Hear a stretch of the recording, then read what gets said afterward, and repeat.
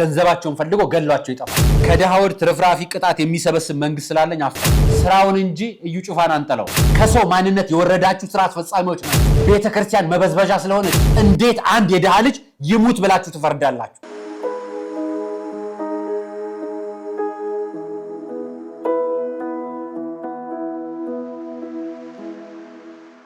ሰላም ጤና ይስጥልኝ ውድ የቃል ቀር ሚዲያ ቤተሰቦቻችን እንደምን አላችሁ? በእያላችሁበት ሰዓት አቆጣጠር እንዳላችሁበት ሁኔታ ሰላማችሁ ብዝት ይበል ማለት ፈልጋለሁ። እንደምን አላችሁ? ዛሬ መረጃ ይዤላችሁ መጥቻለሁ። ከያስኩላችሁ መረጃዎች መካከል ደግሞ የሕክምና ባለሙያዎች በተመለከተ ማህበራዊ ሚዲያዎች ላይ ሰሞኑን እያነጋገረ ያለ ጉዳይ አለ። እሱን ያስኩላችሁ መረጃ አለኝ። በተጨማሪም ደግሞ የቀነኒ ጉዳይ ዛሬ የፍርድ ቤት ምላሹ ተሰምቷልና ስለሱም ጉዳይ ያስኩላችሁ መረጃ አለኝ። በተጨማሪም ከኤርፖርት ልክ እንዳስወረደ የገድላትን እንስት ኢትዮጵያዊ እህታችን በተመለከተ ያስኩላችሁ መረጃ አለኝ። አቡነ ዘካርያስ እጅግ በጣም ተቆጥተዋል። በዚህም ጉዳይ ላይ ያስኩላችሁ መረጃ አለኝ። አብራችሁን ስትቆዩ ትሰሙታላችሁ። ሌላኛው ደግሞ አንድ አባትን በአደባባይ በደንብ አውቃቸዋለሁ አይደለም ከዚህ በፊት አንተም አጋልጣቸዋል ብሎኝ አንድ ሰው አንድ ቪዲዮ መረጃ ላከልኝና እሱም በተመለከተ ያስኩላችሁ መረጃ አለኝ። ሌላኛው ደግሞ ፓስተር ሶፎንያስ ማለት ነው በእኛ ሃይማኖት ጉዳይ ጣልቃ የምትገቡ አርፋችሁ ተቀመጡ ሲል ማህበራዊ ትስስር ገጹ ላይ የለቀቀውን መረጃ ይዤላችኋለሁ። ከወንዶች የሰውነት አካል በሚሊየን ብሮች የሚሸጠውን የሰውነት አካል የትኛው ነው የሚለውን በቅርብ የወጣውን መረጃ አሳያችኋለሁ። ሴቶቻችን ምን እየደረሱ ነው? እንዲሁም ካሁን በኋላ ማናችሁም ብትሆኑ የተረፋችሁን ምግብ ለጎዳና ተዳዳሪም ለኔ ቢጤም ብትሰጡ ከ10,000 ብር ጀምሮ ቅጣት ይተላለፍባችኋል የሚል አዲስ መረጃ ወጥቷል። ስለሱም ያስኩላችሁ መረጃ አለኝ። አብራችሁን ስትቆዩ የምትሰሙታላችሁ። አርአያ መካሻንን ቃል ቀር ነው የምትከታተሉት። ሰብስክራይብ፣ ላይክ ኤንድ ሼር አድርጉልኝ። በዚህ አጋጣሚ ለ10 ሰዎች የዲያስፖራ ሰዎች ድጋፍ እናደርጋለን። ለነሱም የቅናሽ አድርገናል። 30% ቅናሽ አድርገን 8% ቅድመ ክፍያ 432,000 ብር ከከፈሉ ዲኤምሲ ሪል ስቴት የቅድመ ክፍያ ከባንክ ጋር አመቻችተን ዝግጅት አድርገንላችኋል። እናንተም መታችሁ ግዢ መፈጸም ትችላላችሁ ብለዋቸዋል። ለቡሳይት ላይ ማለት ነው። ይህን በተመለከተም ይችን ማስታወቂያ ተከታትላችሁ ከዛም በኋላ ደግሞ የሙታንሳ ቅዱስ ማር ሚካኤልን በተመለከተ ማስታወቂያ ተከታትለን ወደ ፕሮግራማችን እንገባለን። እንኳን ደህና መጡ። ቤቶን ከመገንባት ባሻገር ምቹ አካባቢን በመፍጠር ላይ ዲኤምሲ ሪል ስቴት ለመጀመሪያ ጊዜ ቤት ሊገዙ ወይም ደግሞ እያደገ ለመጣው ቤተሰቦ ሰፊና ምቹ ስፍራ አሊያም ደግሞ የቅንጦት ቤቶችን ፈልገው እኛ ዘንድ ከመጡ ትክክለኛ ቦታ ላይ ኖት። ዲኤምሲ ሪል ስቴት እንሰኛለን። ግንባር ቦታ ላይ ከባለ 1 እስከ ባለ 4 መኝታ ቤቶችን በለቡ መብራት ኃይል በካሬ 78,000 ብር ብቻ የህልም ቤቶን የበለጠ እውን እንዲያደርጉ በ8% ቅድመ ክፍያና 60% የባንክ አማራጭ አመቻችተናል። ምን ቀረን ታዲያ? እርሶ ብቻ እንዳይቀሩም ቦታ ውስን ነውና ፈጠን ብለው በእነዚህ ስልኮች ይደውሉ። 0910 55 59 49 0902 47 52 67 ዲኤምሲ ሪል ስቴት። የምስራች! እንኳን ደስ ያለን። ስጦታዎቻችሁን በታማኝነት አስገብተናል፣ ስራዎቻችንንም አጋምሰናል። የሙታንሳ ማር ቅዱስ ሚካኤል አንድነት ገዳም አደራን ተቀብለን በፈጣሪ ቸርነት እዚህ አድርሰናል። ገና ስናስበው በመብርሃን ተደግፈን የመድኃኔ ዓለምን ፈቃድ ጠይቀን በእናንተ ውድ ኦርቶዶክሳውያን ተማምነን የጀመርነውን የእናቶቻችንን በዓት ግንባታ አሁን አጠናቀናል። ታዲያ በአንድ ገዳም ውስጥ 2 ዓለም የለም። ወዲህ በብርሃን የተሞላ የእናቶች ስፍራ፣ ወዲያ ፈጽሞ ለጸሎት የማይመች የአባቶች በዓት። እኛ ልጆቻቸው እያለን ለምን የተዋህዶ ልጆች አባቶቻችን ልክ እንደ እናቶቻችን እናሳርፋቸው?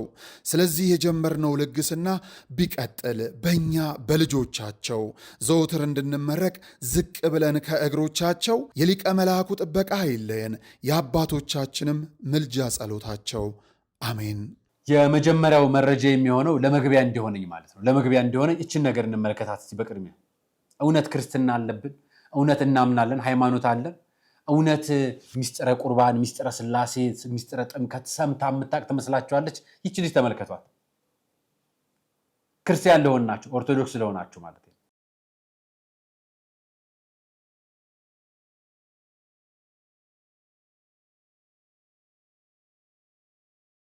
አያችኋት? አባቶች እግር ስር ሄዳ የምትሳለመው እዛ ቦታ ስለወሰዷት ነው። እናቷ ወይ አባቷ ይዘዋት ስለሄዱ ነው። ስላድኑ ቤተክርስቲያን ፊት መሬት ተደፍታ የምትሳለመው አባትና እናቷ እዛ ስላሳለሟት ነው።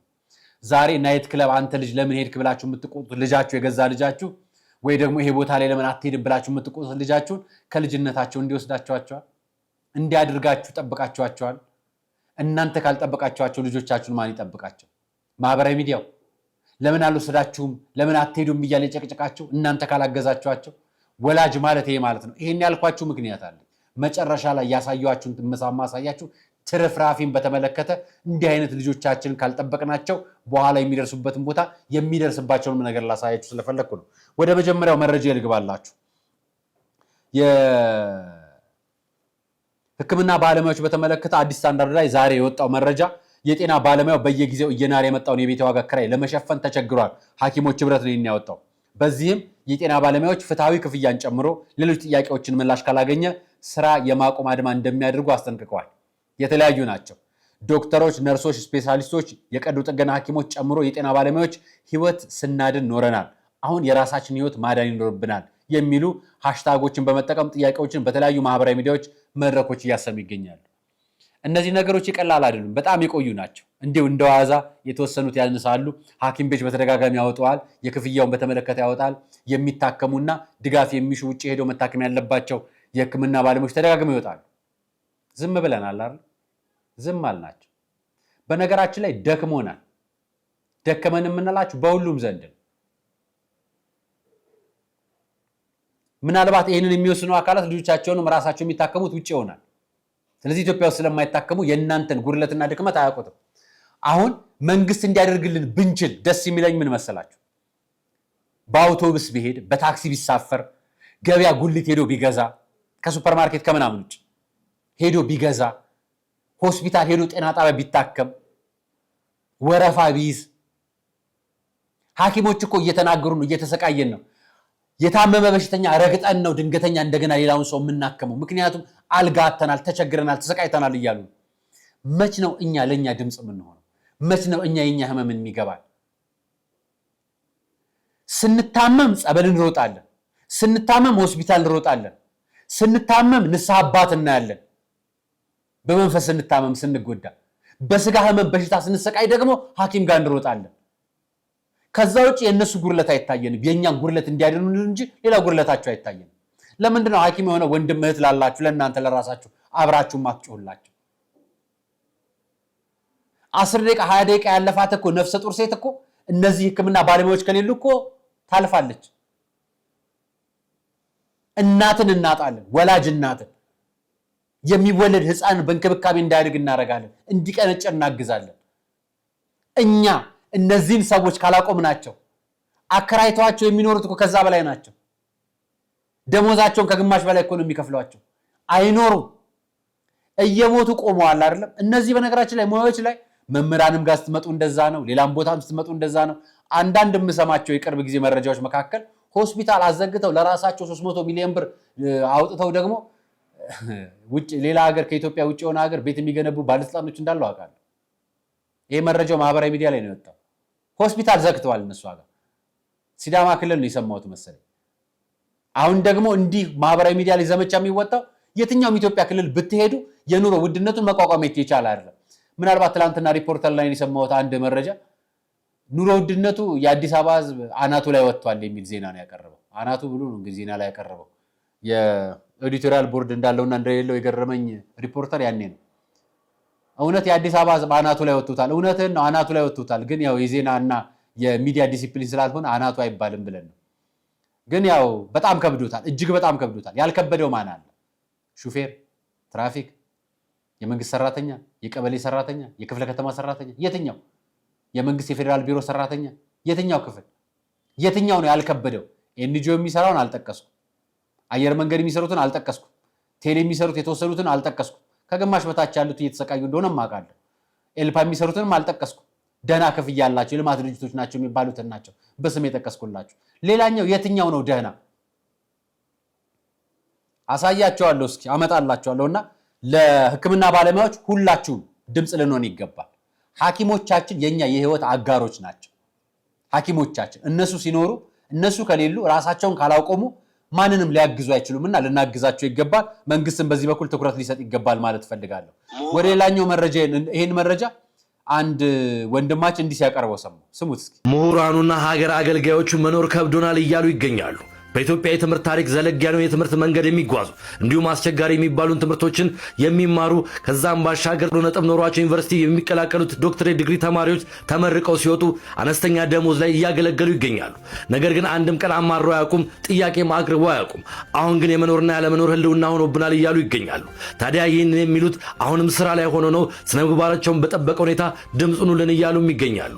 እኛ የከበደን የገባንበትን ቃል ኪዳን እጃችንን ከፍ አድርገን ለሀገራችን ላስተማረን ህዝቦች በሙሉ ማገልገላችን ነው ይሄን ያህል የከበደን እያሉ ይገኛሉ። እዛ ባሻገር አሁን ያለው የኑሮ ሁኔታ እንዲሁም የደሞዛችን ነገር ተመጣጣኝ አይደለም፣ ለዛም መኖር ከብዶናል እያሉ ይገኛሉ። ታዲያ ይህንን ጥያቄ ያቀረቡት በሰለጠነ መንገድ በምሁርነታቸው ልክ አሁንም እያገለግሉ ነው። ርኒንግ ስቲል ሰርቪንግ እያሉም ይገኛሉ። ያገለገልን ነገር ግን እኛ እያለፍን ነው። አልኪዳን የገባንለት ህዝብ ማገልገል ከማቆማችን በፊት እባካችሁ ድረሱልን፣ ደሞዛችን ይስተካከል፣ እንድረስላቸው፣ ደሞዛቸው የሚስተካከል ማህበራዊ አገልግሎታቸውን በተሻለ መንገድ ይደረግላቸው ማለት ፈልጋለሁ። እኔም በዚህ መልኩ ድምጼን ማሰማት ፈልጋለሁ። አላቋርጥም። እናንተም ከበረታችሁ እኛም ከበረታን መንግስት ይሰማናል ብዬ ተስፋ አደርጋለሁ። ተስፋ ነው ማረጋው። ቀነኒ እንደሰማችሁ ትላንትና ማቅርቢያታለሁ። ቀነኒ አዱኛ ዛሬ ፍርድ ቤት ቀርበው ነበረ። ባለቤቷ ነበረ እንግዲህ ተጠርጥሮ የተያዘው። ዋስትና እየተጠየቀለት ነበር። 14 ጊዜ ቀጠሮ የቀረበለት ጥያቄ ምላሽ አላገኘም። በአሁኑ ደግሞ ዛሬ ሲቀርቡ 9 ቀን ሚያዝያ 9 እንዲቀርቡ ታዘዋል። ስለዚህ የዋስትና መብቱ አልተፈቀደም ማለት ነው። እኛ ደግሞ እየጠየቅን ያለነው አንድ ነገር ነው። የፎረንሲክ ምርመራውን የሚመረምረው አካላት በአስቸኳይ ወይ ሰመት ተመደበው ወይ ተቀይረው በአስቸኳይ ምርመራው ውጤት ያገኙ። አለበለዚያ ግን ምን ማለት መሰላችሁ? ወንጀልን በፖለቲካና በሆነ ጎጥ ስም እያደረግን እየሸፋፈንን የሴት ሞትን እያበረታታን ነው ብዬ ነው የማይዘው። ስለዚህ ቀነኒ የማናችንም እህታችን ነች። የማናችን ነገ ያንተም እህት የኔም እህት የእነንትና እህት ቀነኒ ነች። ስለዚህ እንዲህ አይነት ፍርደ ገምድል የሆኑ አሰራሮች እንዲሰሩ እድል አንስጥ።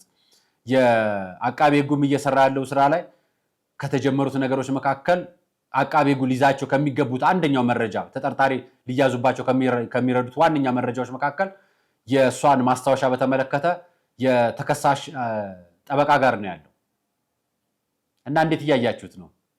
ምንስ አደረጋችሁ? በነገራችን ላይ ይሄን ሐሳብ ሰጥተናል። ጠበቆችም አስተያየት ሐሳባቸውን እየሰጡ ነው። በተዘዋዋሪ መንገድ ከጀርባው ሌላ ሴራ እንዳለ እየገባን መጥቷል። አሁን ከሌለ ፍትሁን አብረን የምንሰማ ይሆናል። አብረን ልትሞት ስትል ከዚህ በፊት መረጃው ሰምታችሁ ከሆነ የምታውቁ ከሆነ ተሰሙ ነገር ትነግሩናላችሁ። ሌላኛው አንድ እህታችንን ወስዶ ነው የገደላት ከኤርፖርት። እንዴት ወስዶ እንደገደላት ልንገራችሁ። በቪዲዮ ነው የምነግራችሁ። ተመልከቱት። 12 ቀን 2017 ዓ.ም ከቀኑ 7 ሰዓት ሲሆን በቦሌ ክፍለ ከተማ ወረዳ 12 ክልል ልዩ ቦታው ቡልቡላ ቡና ገለባ ተብሎ ከሚጠራው አካባቢ በአንድ ግለሰብ መኖሪያ ግቢ ውስጥ እንግዳ የሆነ የአካባቢውን ጠረን የቀየረ ሽታ በመኖሩ ነዋሪዎቹ በአካባቢው ላለ ፖሊስ ጣቢያ ሪፖርት ያደርጋሉ። እሁድ ቀን የወንድሜ ልጅ ደወለልኝ። አረ ምንድነው እናቴ፣ ምንድነው እሱ? ቤቱ ግቢው ይሸታል፣ እየሸተተኝ ነው አለኝ። የዓመት በዓል ስጋንን ቤት ትቶ ይሆናል። ታዲያ ምን እናደርግ? ምን ይሻለናል አልኩት። እኔ እንጃ፣ እኔ ምን እንደማደርግ ራስሽን ነይ አለኝ። እንደገና ደግሞ ሰኞ ጠዋት ደወለልኝ። በ12 ደወለልኝ። አረ ምን ይሻለኛል? ይሄ ነገር እኮ አላስቀምጥም ብሎኛል አለኝ። አረ ሂድና ፖሊስ አመልክት፣ እኔ አሞኛል፣ ስለመመኝ መምጣት አልችልምና ሄደ ፖሊስ አመልክት አልኩት። ሄደ። እነሱን ይዟቸው መጥቶ ከዛ እንዳም ከሱ ከልጁም አይደለ አረ ማዘር አይመጡም እንደ ሰው ገለ ሄዶ እኮ ነው ምናምን። ወይንሸት ንጉሴ ጉራራ የተባለችው በቀን 5ኛ ወር 2017 ከምሽቱ 2 ሰዓት ከአረብ ሀገር ወደ ቦሌ ኤርፖርት መጣ። ታሪኩ ይሄ ነው። ከአረብ ሀገር ወደ ኢትዮጵያ ትመጣለች። ፍቅረኛዋ ነው፣ ማህበራዊ ሚዲያ ላይ ያገኘችው ፍቅረኛዋ ነው። መጣች። ቦሌ ቡልቡላ ወሰዳት። ማታ አብረን እንደራላት። እንደመጣች ቀን ነው የተቀበላት እሱ ነው። ነገር ግን አትሄጂም ብሎ አናቷን ፈልጦ ገደላት። እህቶቼ የምትሰሩት ከቤተሰባችሁ ጋር የምትኖሩት ከቤተሰባችሁ ጋር ነገ ህይወት አለኝ የምትሉትም በቁም ነገር ከጀመራችሁ ቁም ነገሩን የእውነት አድርጉት። እንዲህ አይነት አጋጣሚዎች ግለሰቡ አጋጣሚ ነው ድንገት ነው ምናምን አትበሉ። ሰዎች ገንዘብ ወይ ደግሞ ቁስ ነገር ያጠፋቸዋል። አሁን ያለንበት ዓለም በጣም አስቀያሚ ነው። ተስፋ የምንቆርጥበት ዘመን ላይ መተናል። ተስፋ የሚያስቆርጡ ነገሮች እየመጡ ስለሆነ ስለዚህ ራሳችሁን መጠበቅ ግዴታ አለባችሁ። እህታችን አረብ ሀገር የለፋችሁ ቤተሰቦቿን እሱን ህይወቷን ልትመራ ኑሯን ትታ ማዳሞች ነው የምትሏቸው አይደለም እነሱን ፊታቸውን ችላ የባለቤቶቻቸውን ግልምጫ ችለው ትንኮሳ ችለው መከራቸውን አይተው ህይወትን እናሻሽላለን ብለው ቤተሰባቸውን አግዘው ራሳቸውን ህይወት ሊያቋቁሙ ለፍተው ጥረው አመታት ደክመው በሰው ብረድስ በሰው ኩሽና በሰው ሙሉ ያሽንት ቤት እያጸዱ ከርመው መተው ደግሞ እዚህ የገዛ ሀገራቸው ላይ አፈቅርሻለሁ የሚላቸው ጓደኛ ደግሞ ገንዘባቸውን ፈልጎ ገሏቸው ይጠፋል።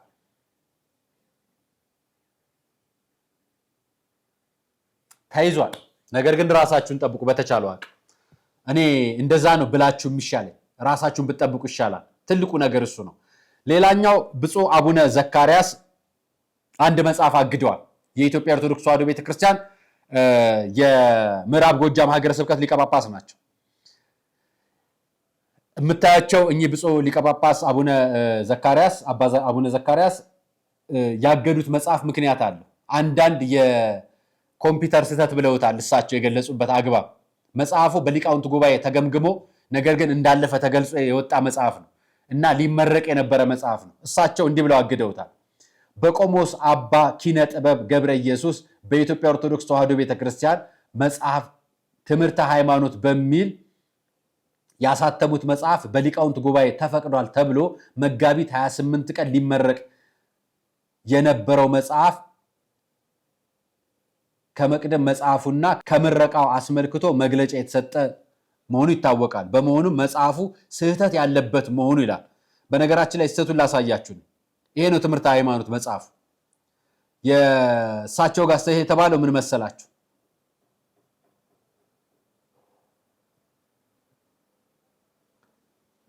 በጣም አደገኛ ከአንድ ቆሞስ ነው እንግዲህ ይሄ የተጻፈው። እንግዲህ ኮምፒውተር ስህተት የሚባለው በጣም ጥንጥዬ ስህተት ሊሆን ይችላል። ከሊቃውንት ጉባኤ ካለፈ በኋላ መጽሐፉን አሳተመውታል። ያሳተሙት ምን ብለው መሰላችሁ?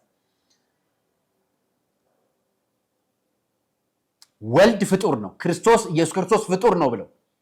ኢየሱስ ክርስቶስ ፍጡር ነው ያለው ቆሞስ ነው፣ የአንድ ቤተክርስቲያን አስተዳዳሪ ነው። በሊቃውንት ጉባኤ አስመረመር ያለው ብሎ ካስመረመረና ከጸደቀለት በኋላ ውስጡ አስገብቶ ፍጡር ነው ብሎ ጽፎታል። ላንብብላችሁ። ሰው ከአባት ዘር በእናት ደግሞ ተከፍሎ ተዋህዶ እንዲፈጠር ወልድም ከእመቤታችን ደመ ደናግል ተከፍሎ ተዋህዶ ተፈጥሯልና። ክርስቶስ ተወለደ እንጂ አልተፈጠረም። ክርስቶስ ቅድመ ዓለም የነበረ ድህረ ዓለም የሚኖር እግዚአብሔር ወልድ ነው። እሳቸው ሲጽፉት ምን አሉት? ወልድም ከእመቤታችን ከድንግል ተከፍሎ ተዋህዶ ተፈጥሯልና እንደ ዘርአ ብእሲ የሆነ ወልድ ነው አሉ። ይህንን ጽፈው ከሊቃውንት ጉባኤ ካሳለፉ በኋላ ይህን ቃል አስገብተው አሳተሙት እና ከትላንት ወዲያ ሊያስመርቁት ነበር። ብፁዕ አባታችን በአስቸኳይ ይታገድ ብለው አገዱት። እኛ ምን እናገራለን? እንዲህ አይነት ስህተት የለም፣ ሆነ ተብሎ የተሰራ ነው። ስለዚህ በአስቸኳይ መጽሐፉ በየትኛውም ቦታ ላይ እንዳይሸጥ እንድታረጉት። እንዳይሸጥ በነገራችን ላይ ቆብ ለብሰው ቅባት የሚባሉ ተቀባ የሚሉ ኦርቶዶክስ ቤት ውስጥ እንዳሉ እናውቃለን። እንዲህ አይነት ሰዎች እንዲህ አይነት አሳሳች ነገር ይጽፋሉ እና እንድትጠነቀቁ ነው የምንነግራችሁ። ለእናንተ ሊቃነ ጳጳሳትን ሊቃውንት ጉባኤን ለማሳሳት እንዲህ ርቀት ድረስ ይሄዳሉ። ስለዚህ ራሳችሁን እንድትጠብቁ የምትገዙትንም የምታዩትንም መጽሐፍ ጠብቁ ነው የምንላችሁ። እኚህን አባት ደግሞ አሳይቻችሁ ነበር አለን በኢትዮጵያ ኦርቶዶክስ ተዋሕዶ ቤተክርስቲያን። ተመልከቷቸው። የምትሰድቡኝም የምትጠሉኝም በሙሉ እግዚአብሔር ይባርካችሁ፣ ልጆቻችሁን ጤናችሁን ይስጣችሁ፣ መንግስተ ሰማያት ያወርሳችሁ። የምትጠሉኝ ሁሉ እጅግ አብስ አባቴ ማንም ሰው አይጠላዎትም፣ አባት አይደሉም፣ ክህነት የሎትም ተባሉ እንጂ በሰውነቱ የጠላዎት የለም። ክህነት የሎትም ከተባሉ ሐሰት ነው ብለው ነበር አይደል ያመጡት። ጎረቤቱን ይዤልዎት መጥቻለሁ ዛሬ። የራስዎትን ጎረቤት ዱከም አብረው ሲኖሩ የነበሩ ጎረቤቶትን ይኸው ስሟቸው። የፈውስ አገልግሎት እየሰጡ ነው ተብሎ በተለያዩ ዩቱበሮች እና ቲክቶከሮች ገጽ ላይ ተለጥፈው ሰዎች ወደዛ እንዲሄዱ እየተደረገ ያለ አንድ ቪዲዮ አይቼ ነው። እኚህ ግለሰብ ትክክለኛ ስማቸው ተክሌ አስፋው ይባላሉ። በዱከም ከተማ በልብስ ስፌት ሲተዳደሩ የነበሩ ናቸው። ልብስ ስፌት እየሰሩ በስውር ደግሞ የተሐድሶ ሃይማኖትን በስውር በገዳማትና በካህናት መካከል እንዲስፋፋ ስልጠና እየተሰጣቸው በየጊዜው የምንኩስናና የክህነት ልብሶችን በመልበስ ሲንቀሳቀሱ እኚህ ሰው ያውቆታል። ደብረ ሲና እንደተወለዱ ልብስ ሰፊ እንደሆኑ አብርሃም የሚባል ልጅ እንዳሉት ዱከም ላይ የተሐድሶ እንቅስቃሴ ውስጥ አብረው እንደሚሳተፉ የካህናት ልብስ እንደሚለብሱ ታዲያ የተምረው ነው የኤንጂኦ ድርጅት አመራር ነበሩ። ራሶ ተናግረውታል። የተምረው ነው ቅስናውን ተመረኩ ሰርተፊኬት አሉኝ ያሉት አንድ አባት ሰጥተውኛል ብለው ተናግረዋል አይደል? አንድ ብፁዕ ሊቃነ ጳጳስን ጠርተው አለ ብለውኛል። የተምረው ነው ይሄን የተናገሩት። እያንዳንዱ ሰው ካህንን ከቤተ መቅደስ ሊያስወጣ ከሆነ ፍርዱ በራሱ ነው የሚሆነው። ካልሆነ ግን እንዲህ አይነት መረጃዎች በተደጋጋሚ እየወጡ እኔ አይደለሁም ብለው የሚከራከሩበት ማስረጃዎትን በምንድን ነው የሚገልጹልን? ልጆቼ ግማሾቹ ኦርቶዶክስ ናቸው አሉ። አይደሉም ነው እያሉ ያሉት። ይሄው አብርሃምም ከዱከም ወጥቶ አዲስ አበባ ገብቷል። የገዛ ልጆት ማለት ደብረ ብርሃንም ሄደው ፕሮቴስታንት እንደሆኑ ተናግረዋል። እዛም ላይ ተሐድሶ እንደሚንቀሳቀሱ ሰምተዋል። ያውቋቸዋል። እርሳቸው በአካልም ጠርተናቸዋል። ይመጣሉ። እዚሁ ኢንተርቪው እናደርጋቸዋለን። ለምንድነው ተሐድሶአውያንና ፕሮቴስታንታውያን ቤተ መቅደስ ውስጥ ገብተው ቤተ ክርስቲያን ገብተው ተክልዬን እየጠሩ ጠማቂና ምናምን መሆን የፈለጉት? ገንዘብ ስለሚገኝ ቤተ ክርስቲያን መበዝበዣ ስለሆነች የኛው ካህናቶች ስለሚበዘብዙና ስለሚፈልጉ ከነሱ ጋር ተከተለው ስለሚበዘብዙ እኛ ይሁዳዎችን እንቃወማለን። ገንዘብ አሳዳጆቹን የምንናገረው ስለ ቤተ ክርስቲያናችን እንጂ ቤተ ክርስቲያን ውስጥ ስለገቡት ዱርዬዎችን ብቻ አይደለም። እናንተንም እንድትምራችሁ እንፈልጋለን። ቤተ ክርስቲያን ይቅርት ብላችሁ እንድትመጡ እንጂ ማታለሎትን ህጋዊ ያርጉልኝ ሚዲያዎች ጭምር እያሉ በሚዲያ እየመጡ ነው። አባቴ የተማሩበትን ቦታ እነማ ጋር አብረው እንደተማሩ ያውጡልን። አሁን ከዚህ በኋላ ማታለል አይኖርም። ቤተ ክርስቲያናችን እኛ የምናጸዳው ቤት ውስጥ ውጭ ካለው ዱርዬ በላይ ውስጥ ያለው ዱርዬ ስለበዛብን ውስጥ ያለው ለዛ ነው የምንፈራውት የምንነግሮት። ፓስተር ሶፎንያስ ደግሞ እንዲህ አለን። ከምንወደው ፓስተር ሶፊ የተሰጠ ወቅታዊ መግለጫ ብሎ ነው ማህበራዊ ትስስር ገጹ ላይ ገለጸው። በአባትና በልጅ ጉዳይ ጣልቃ አትግቡ። በተለይ የሌላ ቤተ እምነት ሰዎች የጴንጤውን ጉዳይ ለጴንጤ ተውት። ትላልቅ አባቶች አሉንና ችግሩን ይፈቱታል። ፓስተር ሶፎንያስ ሁለቱ ዓለት ሲከፈል የት ነበርክ? የሌላው ቤተ እምነት ሲታደስና ሌላው ቤተ እምነት ሲታመስ የት ነበርክ? ያንተው ቤተ እምነት ፓስተሮች አይደለም እንዴ ሲናገሩ የነበሩት? እናንተ ስታምሱት ትክክል፣ ሌላው ሲያምሰው ደግሞ ጥፋት የሚሆነው ለምንድን ነው? አያችሁ፣ ቤታችሁ ሲታመስ ቤታችሁ የሚታመሰው ነገር ትክክል መሆን አለበት። ተቋማዊ አመራር መምራት አለበት የምንለው ለዚህ ነው። እኛ ተቋማዊ አመራራችን ይዘን እንቀጥላለን። ቅዱስ ሲኖዶስ ታዘን እንኖራለን። አባቶቻችንን ታዘን አክብረን ጉልበታቸው ስር ተደፍተን እንኖራለን። እኛም ያልነው ያን ይሄንን ነው። እናንተ መታችሁ ገባችሁብን። እናንተ የተናገራችሁትን ያለት መከፈል ቤታችሁ መጣ። የሌላ ቤተ እምነት ያላችኋቸው ኦርቶዶክሳውያንን ነው። ሚዲያው ይነግራችኋል። ሐሰትን ሐሰት፣ እውነትን እውነት እንላለን። ዛሬም እንናገራለን። ስራውን እንጂ እዩ ጩፋን አንጠላው። ስራው ግን በጣም ብዙ ሰዎችን አታሏል። ሐሰተኞች ጋር ተደረባችሁ በመቆማችሁ ትክክለኛ ሆናችሁ አንደግፋችሁ፣ ትክክል ናችሁ አንላችሁ። ስለዚህ ሐሰተኞች ሲያጨበረብሩ ትላንት የዘርና የምናምን ጎጃም እያሉና ጎንደር እያሉ እዚህ ሸዋ ላይ እንደዚህ ተደረገብኝ እያሉ ሲያስመሰክሩ፣ መተት ተደረገብኝ ደብተራ ነው ያደረገብኝ ከቤተ ክርስቲያን ነው የሚወጣው እያሉ ሲናገሩ፣ ያኔ ሌላ ቤተ እምነት ተነካ ሳትሉ ዝም ብላችሁ ወጣችሁ። ዛሬ ይሄኛውን ደርሰውበት ሲያጋለጡትና መስመር ያሲሉት የራሳቸው አባቶች አንተ መተ የተነካውን ቤተክርስቲያን አትንኩን እኛ እንፈተዋለን የምትለው ከየት መተን? አንተ አይደለ እንዲያጫዋዩ። ስለዚህ የትኛውን ቤተክርስቲያን የትኛውን ቤተ እምነት የኢትዮጵያ ኦርቶዶክስ ተዋሕዶ ቤተክርስቲያን ከነካ ዝም አንለው፣ ማንንም ቢሆን ማለት። ይሄንን እንድታውቁ እንፈልጋለን ለሁላችሁ። የወንድ ከወንዶች ላይ ብቻ ቪዲዮን አሳይቻችሁ ከዛ በኋላ ላወራው፣ ምክንያቱም ከበደኝ። ወንዶች ብልታችሁን ብትሸጡ ወደ 795,000 የአሜሪካ ዶላር ታገኛላችሁ። ይህም ወደኛ ሲመነዘር 100,551,600 ብር ማለት ነው።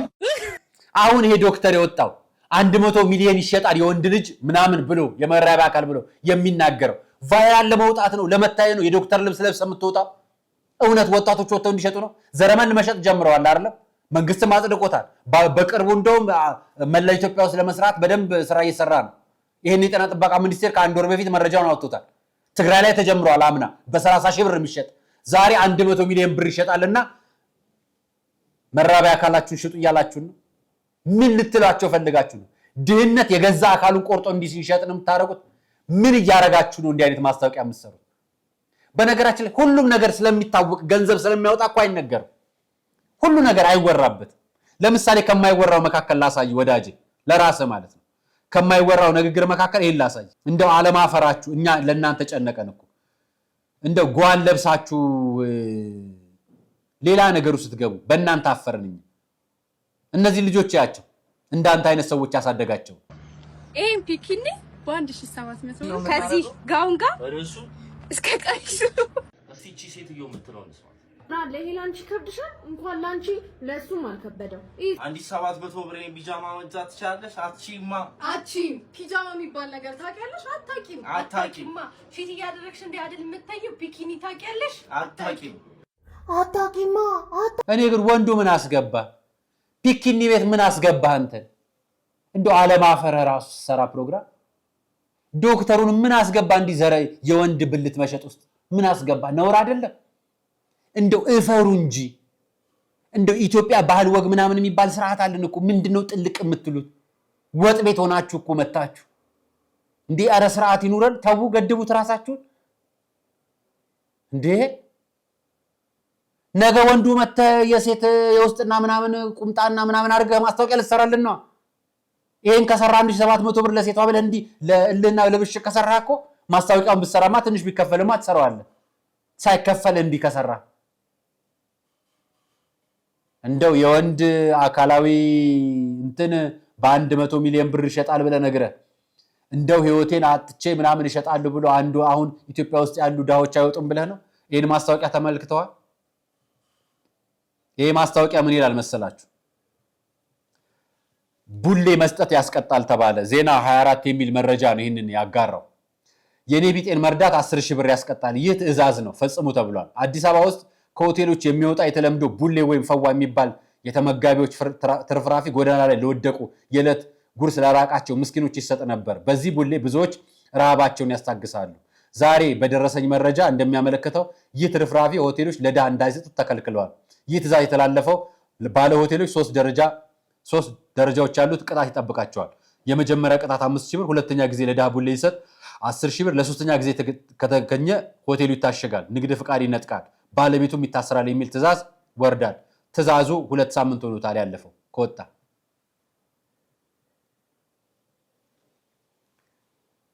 ከደሃውድ ትርፍራፊ ቅጣት የሚሰበስብ መንግስት ስላለኝ አፈርኩ እዛ ጎዳና ላይ ከወደቁት ትርፍራፊ ከሚበሉት ከሚጠብቁት እነዛ ልጆች ጎዳና እንዲወጡት ያደረገው ስርዓት ከምንገነባው ይሄን ገንብተን ከምንኖረው ከኛ እኔ ያለሁበት እኮ ድርሻ ውስጥ እዚህ መንግስት ውስጥ እኮ የኔ ድርሻ አለበት የሁላችንም ድርሻ አለበት በተለይ ቤት ምንኖር ስራ እየሰራ ግብር ምንገብር የሁላችንም ድርሻ አለበት እነዛ ጎዳና የወጡት ልጆች እኮ የኛ ጥፋት ናቸው የኛ የገዛ ጥፋታችን ውጤቶች ናቸው እነዛ ጎዳና የወጡት ልጆች እኮ የባልና ሚስት መጥፋታት የደሞዝ እጥረት የኢኮኖሚ ችግር መከራ ጦርነት ስቃይ ስደት ቤት መፍረስ እርስ በርስ ግጭት የዚህ ሁሉ ውጤት ናቸው እነዛ እና በውጤታችንም ደግሞ ጎዳና ለወጡት የምታጎርሱ ደግሞ 10,000 ብር ትቀጣላችሁ ቤታችሁ ይታሸጋል ባለቤቱም ይታሰራል ሆዳም ነው እንዴ ተሰበሰበው እውነቴ ገንዘብ መሰብሰብ አልጠገባችሁም እንዴ የምትፈልጉት የለም ለሚረገጠው መሬት አስከፍሏ ምንድነው የቀራችሁ በየቤተክርስቲያን ደጁ ላይ በየወደቁበት በሚያዱበት ቦታ ላይ እየሞቱ ያሉ ጎዳና ተዳዳሪዎች ዛሬ ደግሞ ለነሱ ትራፊ ሶፍትና ጸጉር ፌስታልና የተተፋ ትፋች ባለበት ትርፍራፊ ለነሱ በተሰጣቸው ምንድነው የጎዳው ማን ይሄንን ትዕዛዝ ያዘዘው እውነት ታዞ ነው ታዞ ከሆነ ስላሳፈረኝ ነው የምናገረው ይሄ ዜና ሐሰት ቢሆን ደስ ይለኛል ታዞ ከሆነ ግን ምን አይነት ጭንቅላት ኖሯችሁ ነው ይሄንን የምትሰሩት ነውር አይደለም እናንተ መንግስት ቢሮ አይደለም እነዛ ትርፍራፊ የሚለቁት ራሱ እነሱ ታች ራሱ ብርድ ልብሳቸውን ሆናችሁ መቀመጥ አትችሉም፣ አይገባችሁም። ባለጌዎች ናችሁ፣ ይገባችኋል ብልግና። ለእናንተ ነውረኞች ይሄ ቃል ያንሳችኋል። ብልግና ነው ይሄ። ከሰው ማንነት የወረዳችሁ ስራ አስፈጻሚዎች ናችሁ። እንዴት አንድ የድሃ ልጅ ይሙት ብላችሁ ትፈርዳላችሁ? እናንተን ማን ገዳ ያደረጋችሁ? ሆቴሎች እኮ የተረፋቸውን ይደፉታል ቆሻሻ ላይ እና ቆሻ ሄደው ይብሉት ተሰብስበው። ምን አለ መዳበሪያ ውስጥ እንኳን ሳይገባ ቢያገኙና ቢበሉት። ዘመድ የላችሁም የተጎዳ ምግብ ያጣረው የተቸገረ። አሁን እኮ እናቶቻችን አስፋልት ላይ ነጠላ ለብሰው ተደብቀው ከሰራፈራቸው ውጭ እየለመኑ ነው፣ ትርፍራፊ እየለመኑ እና እነሱንም ይከልክሏቸው። አሁን እየተናገራችሁ ያላችሁት ይሄንን ነው። አታፍሩም? ነውራችሁ ስለበዛብኝ በዚህ መልክ ልናገረው። እውነት በጣም ነው የሚቀፈው። እዩዋቸው እነዚህ እንደዎች ጎዳና ላይ የሚያድሩትን። ነፍሰ ገዳይነት ማለት ከሰው ጉሮሮ ምግብ እየነጠቁ ሞታቸውን ቁጭ ብሎ እየተሳባባበቱ በእናንተ አበል ድራፍትና ቢራ የምትሳለቁባቸውና የምትቆምሩባቸው እነዚህ ኢትዮጵያዊ ድሃ ህፃናት ናቸው። ተመልከቷቸው። አንዴ ታፈሳሉ፣ ጎርፍ ይወስዳቸዋል፣ ዝናብ ይዘንብባቸዋል፣ ይሰደባሉ፣ ይባረራሉ፣ በፖሊስ ይደበደባሉ፣ በደንብ አስከባሪ ይመታሉ፣ መለመን አይችሉም። በሆቴል ቤት ሲለምኑ ደግሞ አሁን ጉሮሯቸውን መዝጋት ፈለጋችሁ። በፈረዳችሁት ይፈረድባችሁ። በፈረዳችሁት። ፈራጁ ማን እንደሆነ አላውቅም። ፈራጁ እግዚአብሔር እንዲሆን ነው የሚፈልገው፣ ሌላው አይደለም። እግዚአብሔር ይፍረድባችሁ። እውነት እኔ አልፈርድባችሁ፣ እግዚአብሔር ይፍረድባችሁ። ለድሃ መቆም ያልቻለ ቤተክርስቲያን በር ላይ ሰው ሞቶ እኮ ፖሊስ አውጥቶ መዘጋጃ እኮ ነው የሚቀበረው። እኛ የቤተክርስቲያን ላይ ለምንድን ነው ቤተክርስቲያኗ የማትቀብረው እያለን እንሳቀቃለን። መስጊድ ደጅ ላይ ለሚሞት ለምንድን ነው መስጊድ የማይቀብረው ብለን እንሳቀቃለን። ጭራሽ ደግሞ አሁን ጉሮሯቸው ላይ ምግብ ዝጉና ድሃ አጥፉልኝ የሚል እኮ ነው መመሪያ። ይቅር ይበላችሁ። ለነበረን ቆይታ አመሰግናለሁ። አርአያ መካሻ ነበር ቃለ ቀርና ያቀረብኩላችሁ። ስለተከታተላችሁኝ አመሰግናለሁ። ኢትዮጵያ የሁላችንም ናት። ሰናይ እንኳን ደህና መጡ። ቤቶን ከመገንባት ባሻገር ምቹ አካባቢን በመፍጠር ላይ ዲኤምሲ ሪል ስቴት ለመጀመሪያ ጊዜ ቤት ሊገዙ ወይም ደግሞ እያደገ ለመጣው ቤተሰቦ ሰፊና ምቹ ስፍራ አሊያም ደግሞ የቅንጦት ቤቶችን ፈልገው እኛ ዘንድ ከመጡ ትክክለኛ ቦታ ላይ ኖት። ዲኤምሲ ሪል ስቴት እንሰኛለን። ግንባር ቦታ ላይ ከባለ 1 እስከ ባለ 4 መኝታ ቤቶችን በለቡ መብራት ኃይል በካሬ 78,000 ብር ብቻ የህልም ቤቶን የበለጠ እውን እንዲያደርጉ በ8% ቅድመ ክፍያና 60% የባንክ አማራጭ አመቻችተናል። ምን ቀረን ታዲያ? እርሶ ብቻ እንዳይቀሩም ቦታ ውስን ነውና ፈጠን ብለው በእነዚህ ስልኮች ይደውሉ። 0910 55 59 49 0902 47 52 67 ዲኤምሲ ሪል ስቴት። የምስራች! እንኳን ደስ ያለን። ስጦታዎቻችሁን በታማኝነት አስገብተናል፣ ስራዎቻችንንም አጋምሰናል። የሙታንሳ ማር ቅዱስ ሚካኤል አንድነት ገዳም አደራን ተቀብለን በፈጣሪ ቸርነት እዚህ አድርሰናል። ገና ስናስበው በመብርሃን ተደግፈን የመድኃኔ ዓለምን ፈቃድ ጠይቀን በእናንተ ውድ ኦርቶዶክሳውያን ተማምነን የጀመርነውን የእናቶቻችንን በዓት ግንባታ አሁን አጠናቀናል። ታዲያ በአንድ ገዳም ውስጥ ሁለት ዓለም የለም። ወዲህ በብርሃን የተሞላ የእናቶች ስፍራ፣ ወዲያ ፈጽሞ ለጸሎት የማይመች የአባቶች በዓት። እኛ ልጆቻቸው እያለን ለምን የተዋህዶ ልጆች አባቶቻችን ልክ እንደ እናቶቻችን እናሳርፋቸው። ስለዚህ የጀመርነው ልግስና ቢቀጥል በእኛ በልጆቻቸው ዘውትር እንድንመረቅ ዝቅ ብለን ከእግሮቻቸው የሊቀ መልአኩ ጥበቃ አይለየን፣ የአባቶቻችንም ምልጃ ጸሎታቸው። አሜን።